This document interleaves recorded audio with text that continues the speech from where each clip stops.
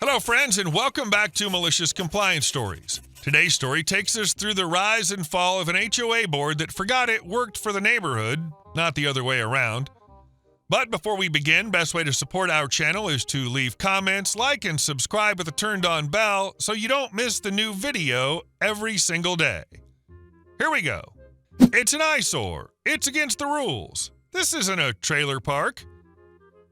Let me start with a piece of advice carved from experience and paid for in stress, attorney's fees, and sheer disbelief. Never purchase a house in an HOA. It's a uniquely American form of lightly regulated suburban tyranny, a mess that should be illegal. If I'd understood the true nature of homeowners associations when my wife and I were buying our first home, we would have turned and run from any listing with those three little letters. But we were young, optimistic, and tragically naive. We were 24 and 25, full of that first-time buyer's mix of terror and excitement. We'd spent months every weekend scrolling through listings, wandering through open houses, trying to imagine a future in empty rooms.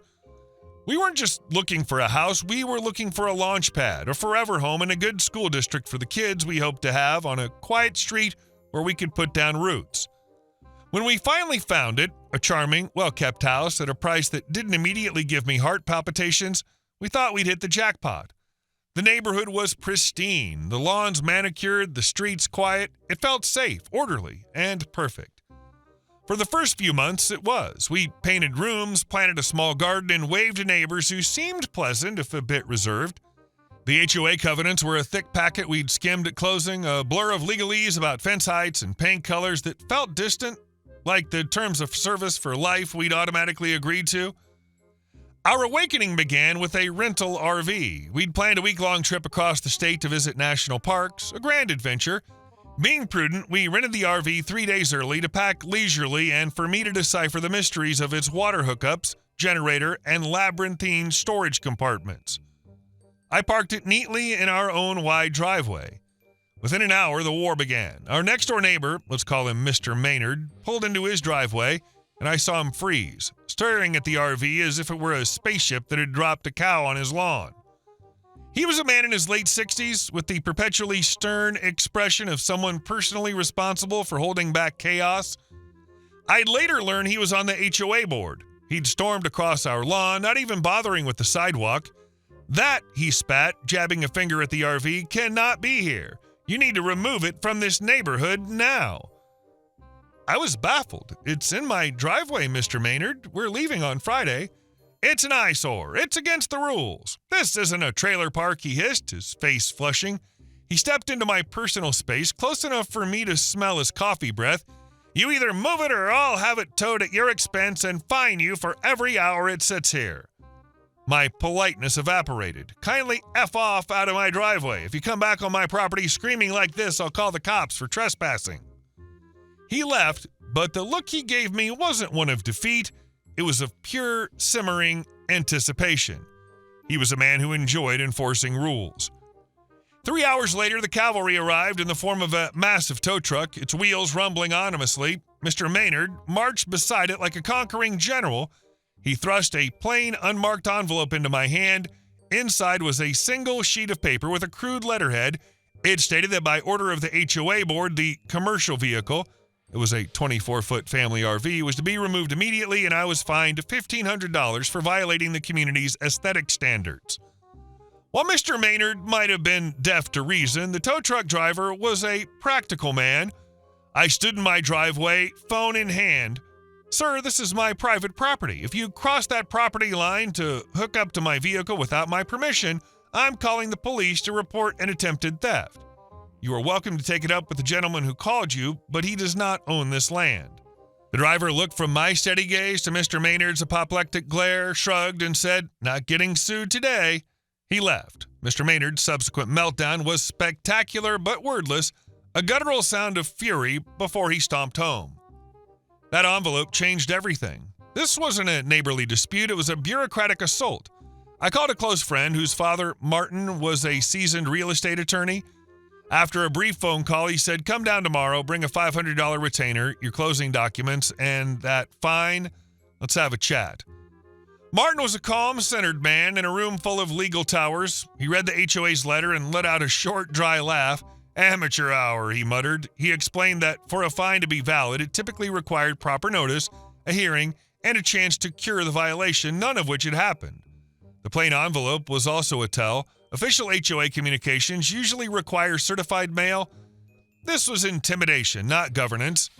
The next day, a beautifully crafted legal letter went out to Mr. Maynard and the entire HOA board. In essence, it stated, "Cease and desist immediately.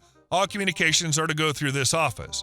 The purported fine is null and void. Any further harassment will result in litigation for abuse of process, trespass, and intentional infliction of emotional distress." It was a F off in 3-paragraph letterhead format. It should have ended there. It did not. Instead of official mail, we began receiving the same $1,500 fine notices, handwritten on the same crude letterhead, stuffed directly into our mailbox each day. Martin's eyes lit up when I brought him the stack. "That," he said with a smile, "is a federal crime. Only authorized USPS personnel can place mail in a mailbox."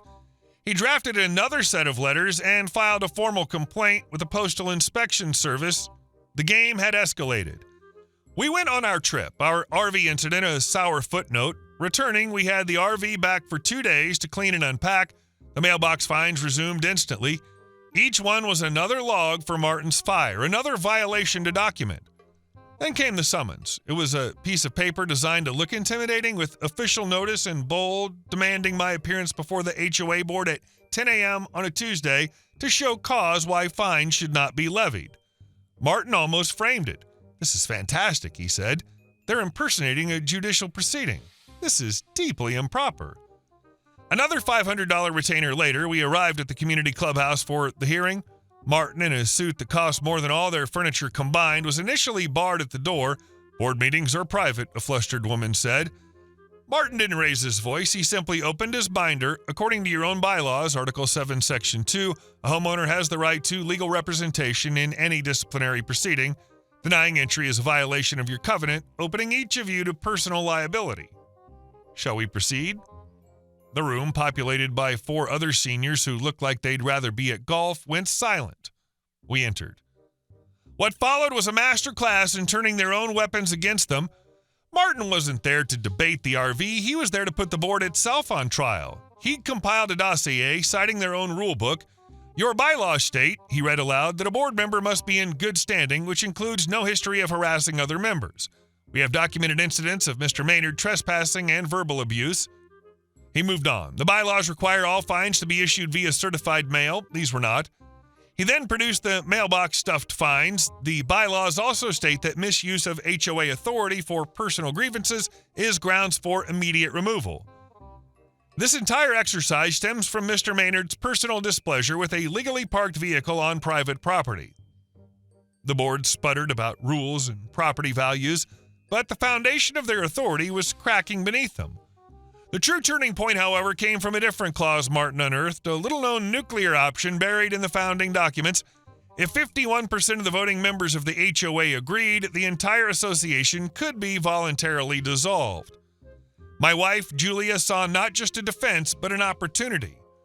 Working from home part-time, she had flexibility. Armed with the attorney's findings and an innate talent for friendly conversation, she launched the Disband the HOA campaign.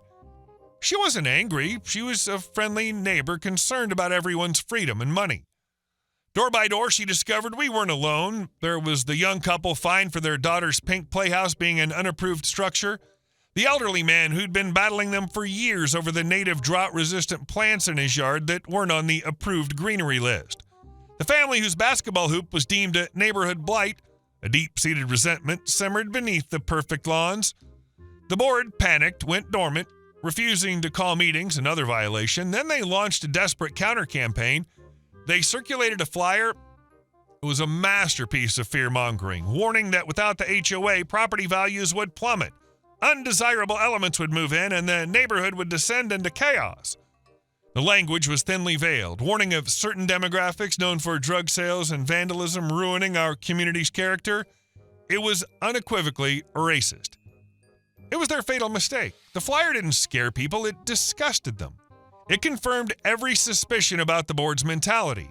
The neighborhood fund that had started to help us with legal fees swelled. People were no longer just annoyed, they were morally outraged.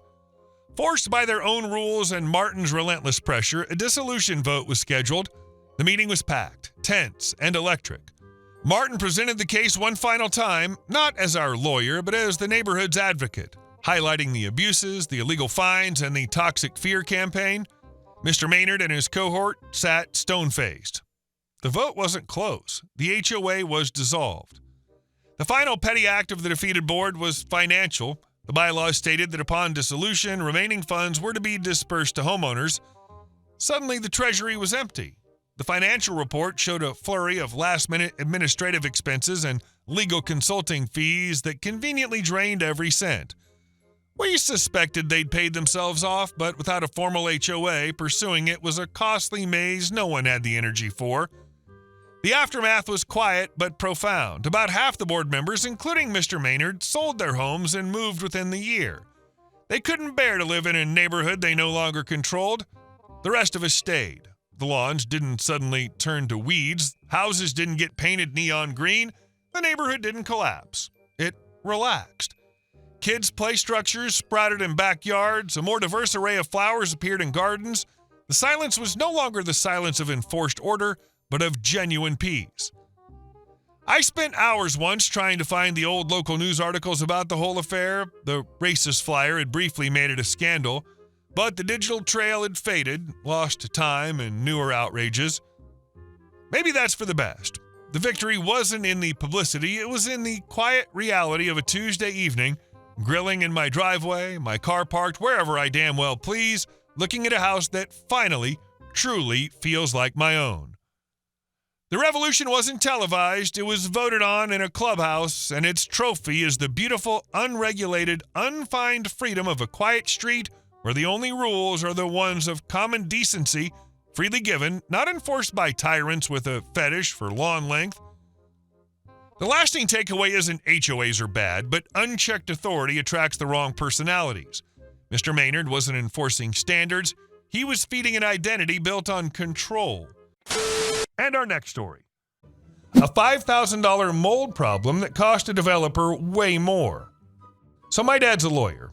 Not the billboard kind, not the slick suit courtroom type you see in movies, just a quiet, methodical guy who's spent most of his career doing one very specific thing: going after people and companies who assume no one will bother to fight back.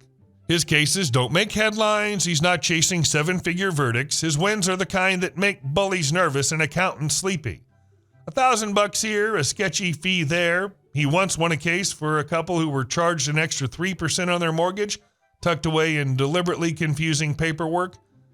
These weren't people looking to get rich. These were people who either couldn't afford to lose that money or people who could, but absolutely shouldn't have had to. And that's always been his point. Those cases matter more because they only exist when someone assumes this isn't worth the trouble. This story is one of my favorites. It's a perfect example of what happens when that assumption gets flipped. A woman came into his office not long after moving into a brand new townhouse in one of those shiny cookie-cutter developments. You know the kind, banners still flapping in the breeze, grass just barely taking root, half the unit still smelling like drywall and paint. It was marketed as modern, turnkey, worry-free, and from the moment she moved in, something was off. It started with a smell, then a stain near the ceiling, then the paint started to bubble. When she brought someone in to check it out, the diagnosis was clear. The roof had been installed wrong. Water was leaking in. Mold had already started to spread. It wasn't catastrophic, but it wasn't minor either. The fix would require professional remediation, about $5,000 worth. Now, that's a hit for any homeowner. But for a developer that's just finished building and selling 200 units, that's pocket change, couch cushion money. So she did what most people would do. She contacted the developer, she explained the issue, she asked politely to have it fixed. They told her no. That's when she came to my dad. He looked over her contract, asked her some questions, didn't posture or make threats, no lawsuit, no drama, just a calm, clear letter. This is a defect. My client is requesting that it be repaired. Straightforward, professional. The reply? Absolutely dripping with arrogance. The developer wrote back with something that essentially boiled down to, "Not my problem. It was a subcontractor. We're not responsible. And by the way, you can't even sue me." They pointed to a clause in the contract, probably unenforceable, probably wouldn't hold up in court, but that wasn't really the point. The point was the tone. The guy wasn't saying, "Let's talk." He was saying, "I'm bigger than you, richer than you, and you're not worth the trouble." And that's when my dad knew what kind of person he was dealing with. Here's the detail that made all the difference. His client had been one of the first buyers to move in. The development wasn't anywhere near sold out yet. Most of the 200 units were still sitting empty. And every Sunday, like clockwork, the developer hosted an open house. Potential buyers would walk the property, get tours of the model units, ask questions, and pick up brochures.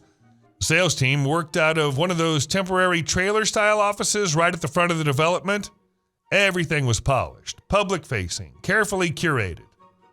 So my dad had an idea. He didn't tell his clients to sue. He didn't tell her to rant on social media or storm the sales office. He gave her very specific instructions. Document. He told her to photograph everything. Not a few iPhone snaps, a full detailed printed photo album, mold, water stains, bubbling paint, close-ups, wide shots, timestamps, every single inch that had been damaged. Then he told her to show up on Sunday. She didn't yell, didn't block the entrance, didn't even raise her voice. She stood on the sidewalk near the sales trailer, holding the album. As people walked by, she'd smile and say, "Would you like to see what happened in my brand new unit?" And some people said yes. She'd open the album and calmly walk them through it. "Here's the leak, here's the mold, here's what happened 2 weeks after I moved in." That's it. No accusations, no threats, just, "This is my experience." She did that for the entire Sunday. At first, the sales staff ignored her. Then they tried standing closer to her, hoping their presence would scare her off. Then they tried redirecting people. None of it worked. The following Sunday, she came back. Same spot, same smile, same album. By then, the damage was done. Prospective buyers were asking pointed questions. Some were walking away. The developers started panicking because this wasn't just a squeaky wheel anymore. This was visible. My dad got another letter. This one didn't sound like a power move. This one sounded like begging. "Please stop. We'll fix everything. Please, let's settle this. We want to resolve the matter amicably." Apparently, the open house had become a disaster. The sales office actually shut down early that day. No one wants to sign a 6-figure check while standing next to someone holding a mold portfolio. The damage got fixed. But that's not the end. Along with the repair, my dad's client received a cash payment. I don't remember the exact amount, but it was very clear the developer had realized the cost of being arrogant and the cost of assuming someone wouldn't fight back. No courtroom, no lawsuit, no long, dragged-out legal fight, just sunlight. That's why my dad loves this story. It sums up his entire philosophy. Most bad actors don't actually fear lawyers. They fear being exposed. They fear people seeing what they've done. They rely on silence, on isolation, on people being too overwhelmed to fight. But sometimes all it takes is a sidewalk, a photo album, and the resolve to just keep showing up. This story explains why so many companies act tough at first. They're betting you won't fight back. Not because they're right, but because most people don't have the time, energy, or confidence. The sidewalk photo album was genius. It wasn't harassment, it wasn't illegal, and it wasn't emotional. It was just reality, right where they couldn't hide it. Well played by your dad and his client. Hey guys, thank you all for watching the video. I'll see you in the next one.